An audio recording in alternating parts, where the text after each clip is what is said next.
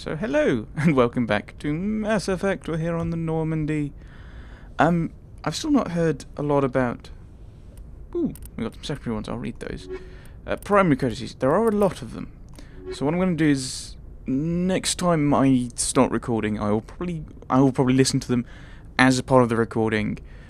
But what I will also do attached to that is see how long that is once I've edited it down into episodes. And if it's like 5 episodes, which would be a week, I probably won't upload it and I'll just go straight into action. If it's like 2 or 3, you might get them. We'll see. You will see. And hear, because that's what you do. So let's listen to these ones. Ooh. Extinct races. Ooh. Protheans. Cipher. The Prothean beacon downloaded its knowledge into Lieutenant Commander Shepard on Eden Prime, causing confusing dreams and visions. While the imagery is becoming clearer with time, the meaning of the beacon communication remains elusive. It has been suggested that Prothean data recording is highly dependent on a certain point of view. What Carl Jung, I think it's Jung, described as the collective unconscious. The cipher needed to comprehend the images implanted in Shepard's mind is the cultural knowledge of a Prothean, the archetypes, biological instincts, and common experiences universal to the race. Since the Protheans have been dead for millennia, it may be impossible to acquire this. What was that?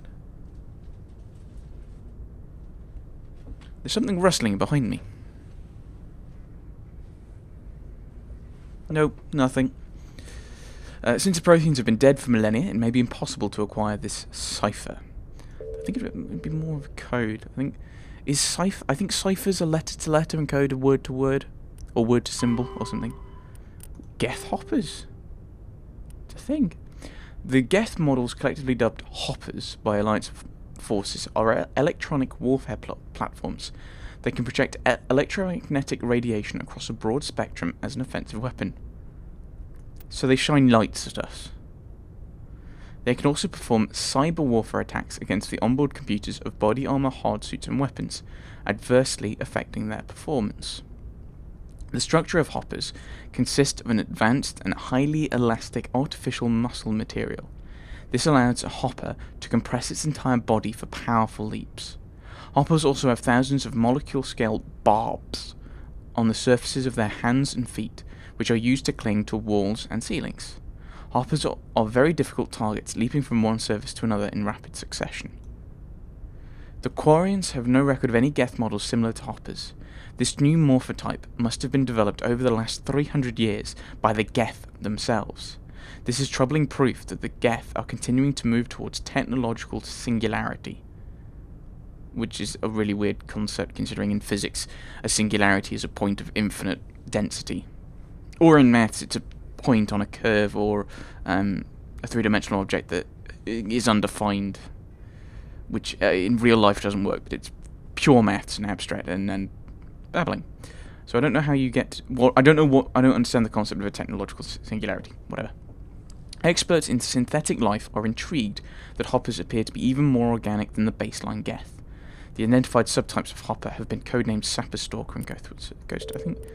Was the Stalker the one that was jumping around? It may have been. Dun dun dun. As we're on the Normandy, I'm going to go around and talk to random people. Random people! Ooh, something to examine. A new codex. Codex. Weapons. Guardian. Guardian has a U in it! It's Guardian. A ship's General Area Defense Integration Anti-Spacecraft Network, Guardian, consists of I think I'll just stick with Guardian. Consists of anti-missile, anti-fighter laser turrets on the exterior hull. Because these are under computer control, the gunnery control officer needs to do little beyond turn the system on and designate targets as hostile. Since lasers move at light speed, they cannot be dodged by anything moving at non-relativistic speeds. Unless the beam is aimed poorly, it will always hit its targets. In the early stages of a battle, the Guardian fire is 100% accurate. It is not 100% lethal, but it doesn't have to be. Damaged fighters must break off for repairs. Or the damage does become lethal. Lasers are limited by diffraction. the beam spreads out, decreasing the energy density watts per meter squared. Or watts per M2. Don't know why you wouldn't make that squared. The weapon decreasing the energy density the weapon can place on a target. If it's energy density, surely it should be joules rather than watts, because watts is a measure of power. Grebbling! Stop quibbling on the science. Any high-powered laser is a short-ranged weapon. Guardian networks have another limitation, heat. Weapons-grade lasers require cool-down time, during which heat is transferred to sinks or radiators. As lasers fire, heat builds within them, reducing damage, range, and accuracy. Fighters attack in swarms. The first few will be hit by Guardian, but as battle continues, the effects of laser overheat allow the attackers to press even closer to the ship. Constant use will burn out a laser. Guardian lasers typically operate in infrared frequencies. Shorter frequencies would offer superior stopping power and range, but degradation of focal arrays and mirrors would make them expensive to maintain, and most prefer mechanical reliability over bleeding-edge performance where lives are concerned. Solarians, however, use near-ultraviolet frequency lasers with 6 times the range, believing that having additional time to shoot down incoming missiles is more important. Lasers are not blocked by the kinetic barriers of capital ships. However, the range of lasers limits their use to rare knife fight range ship-to-ship combat. Yeah, it would do. So I'm going to talk to our crew, and then what I will probably do is... That's the button. Having done these, what I'll probably do... Instead of doing those, I'll do my side quests. I'll do some side quests, and work through some of these, because Squeak has said that some of them might possibly maybe... Oops, I just punched my microphone. Might possibly maybe... I'm talking with my hands. I do that. But might possibly maybe in some way affect the story somehow. And he's not giving me any more than that. Which is good, because I don't want spoilers. But what that means is I've really got nothing to go on. So I'll probably do some of these.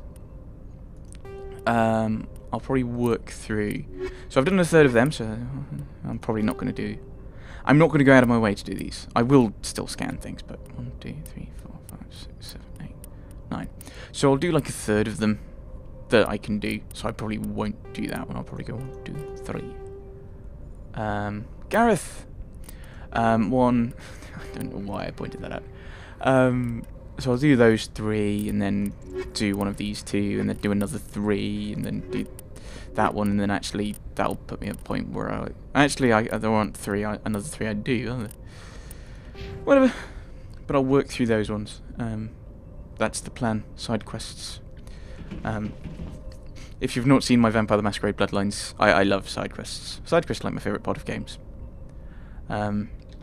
Not because the main quest's bad, but often you need like a little break from the main quest. It's not like a film where you have like a massive plot, and that kind of holds your interest for like 2-3 hours. Like the main plot can hold your attention for 2-3 hours, but sometimes you want a little extra weirdness going on. Side quests. Now let's talk to the crew. Yes, Commander. Investigate. Aliens on the ship. What's your view? Speak freely, Presley. I want to know if you have a problem with non-humans. I trust you, Commander. If you think they belong here, then so do I. I think I've already talked to him, haven't I? How did you end up assigned to the Normandy? All these questions. I signed up with the Alliance as a navigator right out of school, following in my grandfather's footsteps, I guess. My first posting was on the Agincourt. Yeah, I think we've heard this. We were one of the first reinforcements to arrive at Elysium after the Blitz hit. Those raiders were no match for an Alliance frigate. Of course, the only reason the colony was still standing was because of you, Commander. I can't believe you held out as long as you did. Well, thanks. We've already heard that. Presley. Yes, sir. I think we've already talked to him. So, anyone else around here? No. Okay. Ooh, a thing. Another thing.